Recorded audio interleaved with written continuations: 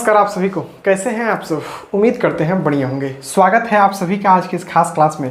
बहुत सारे बच्चों का भर कमेंट आ रहा था कि सर आपने जैसे चैप्टर 5 तक के प्रश्नों को आप कराए हैं वैसे ही चैप्टर 6 का भी करा दीजिए। तो फाइनली आज के इस वीडियो में बिहार बोर्ड क्लास 10th और शास्त्र के अध्याय 6 जिसका नाम है वैश्वीकरण, इस चैप्टर का पूरी तरह से पोस्टमार्टम आज की इस वीडियो में करने वाले हैं, ठीक है ना। तो बात करें तो 100% एग्जाम टारगेट ये वीडियो रहने वाला है और सभी प्रश्नों के उत्तर आसान भाषा में कवर करेंगे ताकि कहीं से कोई भी दिक्कत आपको देखने को न मिले, ठीक है। आइए क्लास की शुरुआत करते हैं। सबसे पहला इधर आप देख सकते हैं ऑब्जेक्टिव टाइप के प्रश्न आपको दिए गए हैं और काफ़ी लाजवाब तरीके से आपको एक एक प्रश्न बताएंगे ताकि आपके दिमाग में फिट हो जाए। देखिए पहला प्रश्न यहाँ पर वस्तुनिष्ठ प्रश्न है, ऑब्जेक्टिव क्वेश्चन, ठीक है। पहला, नई आर्थिक नीति में किसे सम्मिलित किया गया। जो नई आर्थिक नीति है उसमें किसे सम्मिलित किया गया यह प्रश्न आपको बताना है, ठीक है। थोड़ा सा ब्राइटनेस को हम बढ़ाते हैं ताकि क्लियर हो सके, ठीक है। तो देखिए, तो उदारीकरण इसको भी शामिल किया गया, निजीकरण को भी शामिल किया गया, वैश्वीकरण को भी शामिल किया गया। इसका राइट आंसर इनमें सभी हो जाएगा। इनमें सभी को आपको नई आर्थिक नीति में शामिल किया गया, ठीक है ना। वीडियो क्वालिटी कैसा आप लोग कमेंट में बता दीजिएगा, आवाज़ कैसा जा रहा है। दूसरा, वैश्वीकरण के मुख्य अंग कितने हैं। वैश्वीकरण के मुख्य अंग कितने हैं आपको बताना है। तो वैश्वीकरण के मुख्य 5 अंग हैं, ठीक है ना। कितने अंग है टोटल, 5 अंग हैं, ठीक है। 5 अंग यह सब्जेक्टिव में अभी आपको बताया जाए कौन कौन 5 अंग है, ठीक।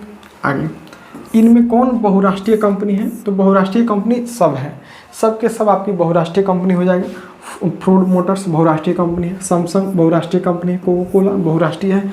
इनमें आपका सही, ये आपका सही हो जाएगा, ठीक है। आगे, वैश्वीकरण का अर्थ क्या होता है।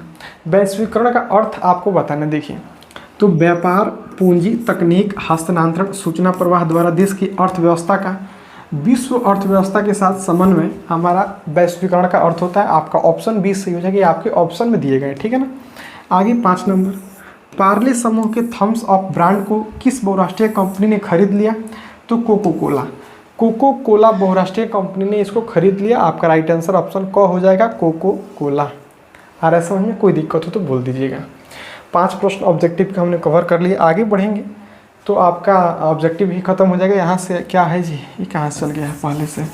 यहाँ से आपको फिल इन द ब्लैंक्स के प्रश्न मिलेंगे और काफ़ी अच्छे ढंग से आपको हम इसको बताएंगे आपको, ताकि दिक्कत ना हो। देखिए, रिक्त स्थानों की यहाँ पर आपको पूर्ति करना है, ठीक है। कलर क्यों था यूनिक लग रहा है जी, कलर भी थोड़ा सा यूनिक करते हैं यार, ठीक है। देखिए, पहला वैश्वीकरण का अर्थ है देश की अर्थव्यवस्था का विश्व अर्थव्यवस्था के साथ समन्वय।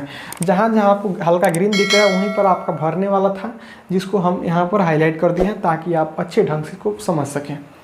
तो वैश्वीकरण का अर्थ है देश की अर्थव्यवस्था का विश्व अर्थव्यवस्था के साथ क्या समन्वय, ठीक है, मिलना। आगे है व्यापार, पूंजी, तकनीक, हस्तांतरण, सूचना प्रवाह के माध्यम से वैश्वीकरण को बढ़ावा मिला। वैश्वीकरण को क्या मिला, बढ़ावा मिला। ऐसे प्रश्न आपके ऑब्जेक्टिव में भी पूछा जा सकता है, ठीक है। आइए आगे बढ़ेंगे। करेंगे बहुराष्ट्रीय कंपनियां वैश्वीकरण की प्रक्रिया में मुख्य भूमिका निभा रही है। मुख्य भूमिका क्या हो रही है यहाँ पर, निभा रही है, ठीक है। आगे, विदेशी व्यापार विश्व के देशों के बाजारों को जोड़ने का कार्य करता है।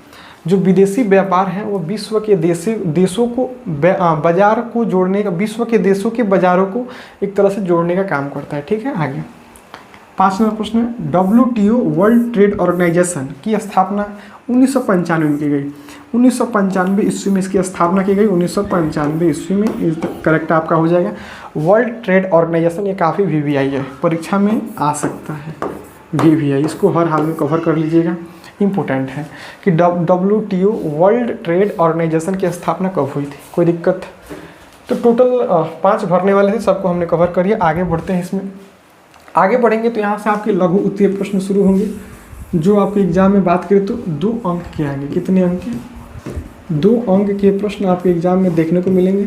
ये 2 नंबर के आएंगे और काफ़ी छोटे छोटे प्रश्न हैं। आप इसको 1 से 2 बार पढ़िएगा, काफ़ी अच्छे ढंग से इसको कवर कर सकते हैं, ठीक है। देखिए, पहला वैश्वीकरण से आप क्या समझते हैं, काफ़ी प्यारा सा क्वेश्चन है। वैश्वीकरण चैप्टर का भी नाम वैश्वीकरण ही है।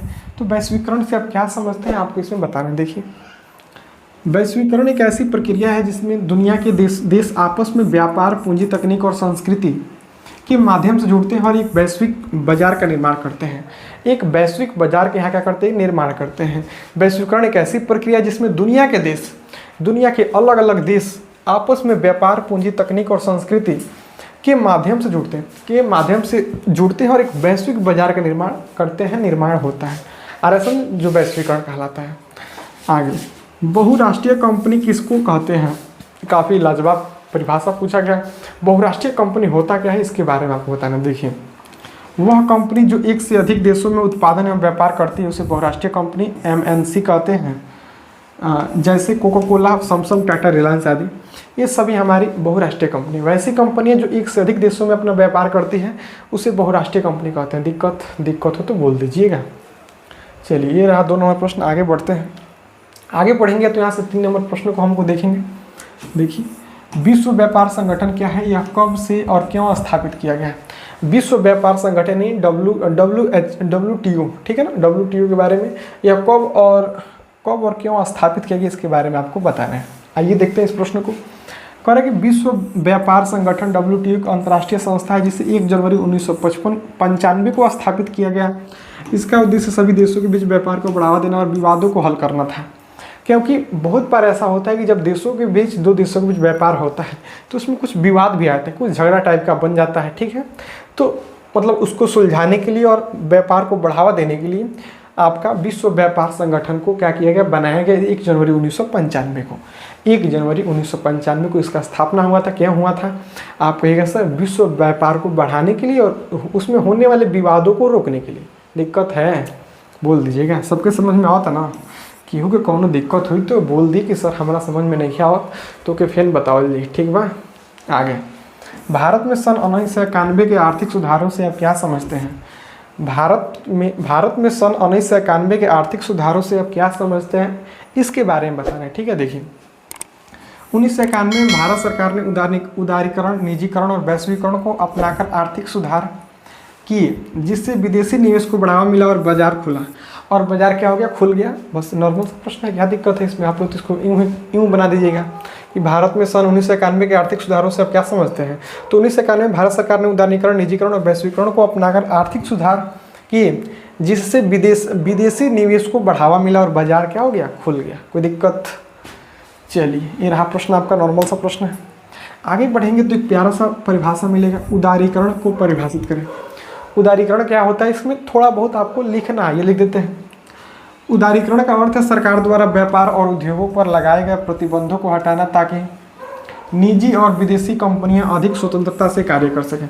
ताकि जो निजी और विदेशी कंपनियां हैं वो मतलब अच्छे ढंग से अपनी स्वतंत्रता से क्या कर सके, कार्य कर सके। आ रहे समझ में? उदारीकरण का अर्थ है सरकार द्वारा व्यापार और उद्योगों पर लगाए गए प्रतिबंधों को हटाना, ताकि जो निजी और विदेशी कंपनियां हैं वो स्वतंत्रता से अपनी काम को क्या कर सके। यही हमारा उदारीकरण कहलाता है। आगे, निजीकरण से आप क्या समझते हैं, इसमें आपको बताना है कि व्हाट इज निजीकरण। देखिए, निजीकरण वह प्रक्रिया है जिसमें सरकारी कंपनियों को निजी हाथों में सौंप दिया जाता है, जिससे प्रतिस्पर्धा और कार्य क्षमता बढ़ती है। क्या होती है, बढ़ती है। कोई दिक्कत? निजीकरण से आप क्या समझते हैं, इसमें कोई दिक्कत है? निजीकरण वह प्रक्रिया है जिसमें सरकारी कंपनियों को निजी हाथों में सौंप दिया जाता है, जिससे प्रतिस्पर्धा और कार्य क्षमता में क्या हो, मतलब कार्य क्षमता बढ़े। कार्य क्षमता क्या होती है, बढ़ती है एक तरह से। 6 नंबर प्रश्न में कोई दिक्कत है? दिक्कत हो तो आप लोग बेहिचक बोलिएगा सर हमको यहाँ दिक्कत है, ताकि हम और इसको सुपर तरीके से आपको कमेंट बॉक्स में रिप्लाई दे सकते हैं। कोई भी प्रश्न में दिक्कत हो तो आप एक बार कमेंट कर दीजिएगा, ठीक है। तो देखिए, इसमें आप चाहें तो 1-2 लाइन और आप लिख लीजिएगा, ताकि आप कम लगे तो, ठीक है ना। हाँ ठीक है, इसमें थोड़ा बहुत 1-2 लाइन और होना चाहिए, इसमें थोड़ा कम हो गया है, ठीक है ना। तो निजीकरण वह प्रक्रिया जिससे सरकारी कंपनियों को निजी हाथों में सौंप दिया जाता है, जिससे प्रतिस्पर्धा और कार्य क्षमता बढ़ती है।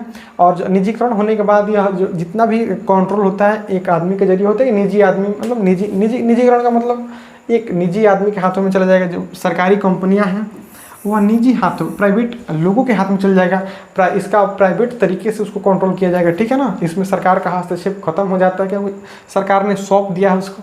आ रहा समझ में? वो आप अपने हिसाब से इसको चलाता है। अपनी जोड़ के लिख लीजिएगा, हो जाएगा 1-2 लाइन और, बस ज़्यादा नहीं। आगे बढ़िएगा तो आपका यहाँ से दीर्घोत्तरी प्रश्न शुरू हो रहा है। दीर्घोत्तरी प्रश्नों के यहाँ से आप कवर करेंगे, ठीक। देखिए दीर्घोत्तरी प्रश्न जो आप लॉन्ग क्वेश्चन है, ये सभी लॉन्ग क्वेश्चन है जो आपके एग्जाम में 5 अंक के आते हैं। कितने अंक आएंगे? 5 अंक। ठीक है, देखिए एक बहुराष्ट्रीय कंपनी द्वारा किसी देश में अपनी उत्पादन इकाई लगाने के निर्णय पर किन बातों पर प्रभाव पड़ता है? किन बातों पर प्रभाव पड़ता है आपको ये बताना है। देखिए करें कि जब कोई बहुराष्ट्रीय कंपनी एमएनसी किसी देश में उत्पादन इकाई स्थापित करने का निर्णय लेती है तो वह कई बातों पर विचार करती है। वह कई बातों पर विचार करती है, जहाँ जैसे वहाँ की सस्ती श्रम शक्ति, कच्चे माल की उपलब्धता, बाजार की पहुँच, बिजली और पानी जैसी आधारभूत सुविधाएं, राजनीतिक स्थिरता, सरकार की नीतियाँ जैसे कर में छूट तथा परिवहन संचार की सुविधा, ये सब वो देखती है। ठीक है, विचार करती है, कई बातों पर गहन अध्ययन करती है। यदि देश में इन सुविधाओं की उपलब्धता होती तो कंपनियां वहां निवेश करना पसंद करती है। यार समझ में? तो जो बहुराष्ट्रीय कंपनियां हैं, ठीक है, जिसको एमएनसी प्यार से क्या बोलते हैं? एमएनसी आ जाएगा तो बहुराष्ट्रीय कंपनी समझिएगा। किसी देश में उत्पादन इकाइयाँ स्थापित करने का निर्णय किन किन बातों पर प्रभाव पड़ता है, किन किन बातों को वह चेक करते हैं। तो आपको ऐसे लिखना, आपको निम्नलिखित करके लिखिएगा कि निम्नलिखित बातों पर प्रभाव पड़ता है और इसको नंबरिंग कर लीजिएगा। यहाँ से 1 नंबर, यहाँ से फिर 2 नंबर, ऐसे नंबरिंग करिएगा तो आपका मतलब ये हमने इसको काफ़ी शॉर्ट में करके लिखा है। आप इसको बस नंबरिंग कर दीजिएगा ना तो आपका 1 पेज हो जाएगा बढ़िया, अच्छा खासा आपका, मतलब बढ़ा चढ़ा के लिख दीजिएगा इसको। आ रहा समझ में? डायरेक्ट मत लिखिएगा, जैसे हमने लाइन बाय लाइन लिखा उससे नहीं करना आपको। यहाँ से नंबरिंग कर लीजिएगा 1 2 3 4 5 6 7 लाइन तो ये हो जाएगा आपका। अब बाकी इसको अपने मन से अपने हिसाब से कर लीजिएगा। देखिए दीर्घोत्तरी प्रश्न आपको याद नहीं किया था, आपको इसको रिवीजन करके प्रैक्टिस करिएगा। लघुत्तरी हम मान सकते हैं कि आप लोग इसको याद कर सकते हैं, लघुत्तरी को तो याद कर सकते हैं, लेकिन दीर्घोत्तरी को प्रैक्टिस करिएगा। मतलब सप्ताह में एक बार क्वेश्चन को पढ़ के लिख देना है जरूर, एक बार खुद से। नहीं लिखना काम, अगर लिखने वाला काम नहीं हो पा रहा है तो बस पढ़ने वाला काम तो कम से कम कर लीजिएगा, नहीं तो दिक्कत हो जाएगा जी। क्योंकि पढ़ती रहेगा ध्यान पर रहेगा। इसमें टोटल आपका देखिए बुक परिचय करवाना भूलिएगा, थोड़ा सा बुक परिचय। ये वाला बुक है आपका एनसीईआरटी का। नहीं तो बहुत सारे बच्चों का कमेंट था कि सर बुक कौन सा था आपका, जिसमें हम लोग चैप्टर 6 को कवर कर रहे हैं, जिसका नाम क्या है? वैश्वीकरण। जिसका नाम क्या है? वैश्वीकरण चैप्टर को हम लोग पढ़ रहे हैं। ठीक है, समझ में आ रहा है ना? चलिए इसको देखते हैं। यहाँ से लाइट भी, कीड़े काफ़ी आती का कहेंगे, बार बार कीड़े परेशान कर रहे हैं। इसके बाद कितने क्वेश्चन हैं टोटल 4 प्रश्न है। ठीक है ना, 4 प्रश्नों को कवर करना है। तो इसको हो गया, इसको देखते हैं। वैश्वीकरण का बिहार पर पड़े प्रभाव को बताएं।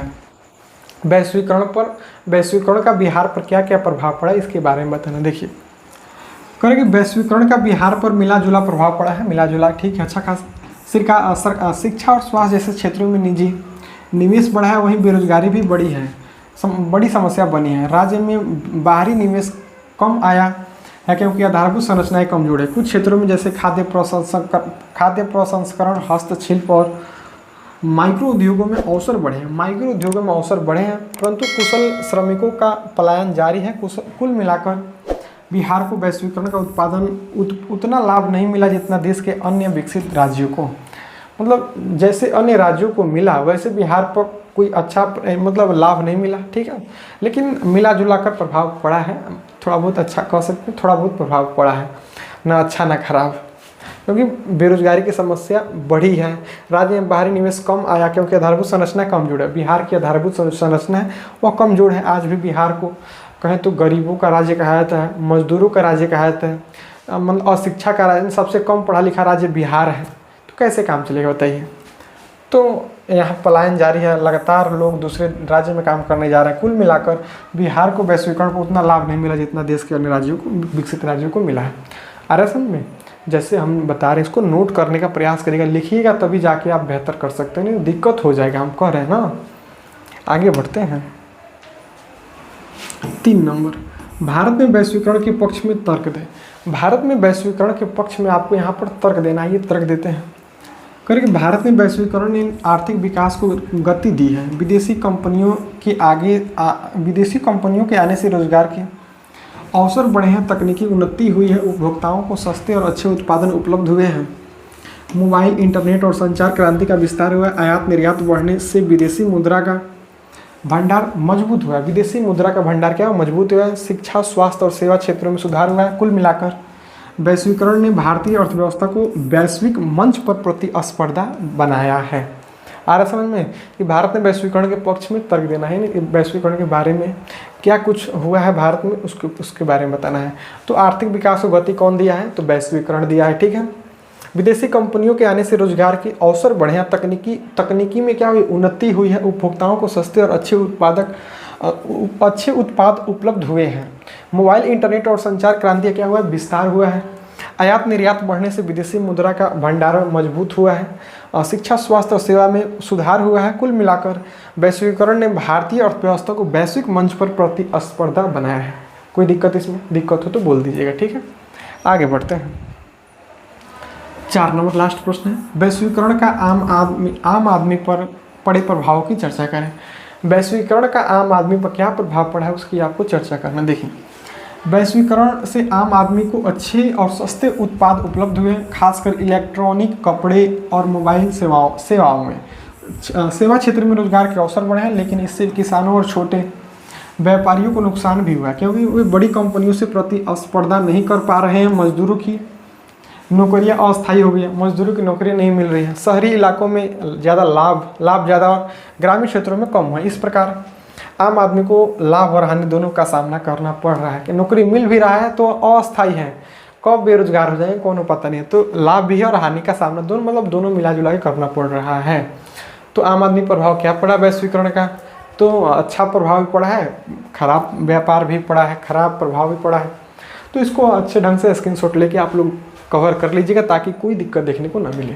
तो उम्मीद करते हैं वीडियो आपको पसंद आया होगा। वीडियो को ज़्यादा लंबा नहीं करेंगे, ठीक है, क्योंकि आपके पास भी समय कम है। आ रहा समझ में। तो आज के लिए इतना ही, ऐसे मिलेंगे तुरंत इसके नेक्स्ट पार्ट में। इसके चैप्टर 6 है ना, ये चैप्टर 6 है। तो इकाई 7 में, इकाई मतलब चैप्टर ही होता है, चैप्टर 7 में नए अंदाज में। तब तक के लिए आप सभी को जय हिंद।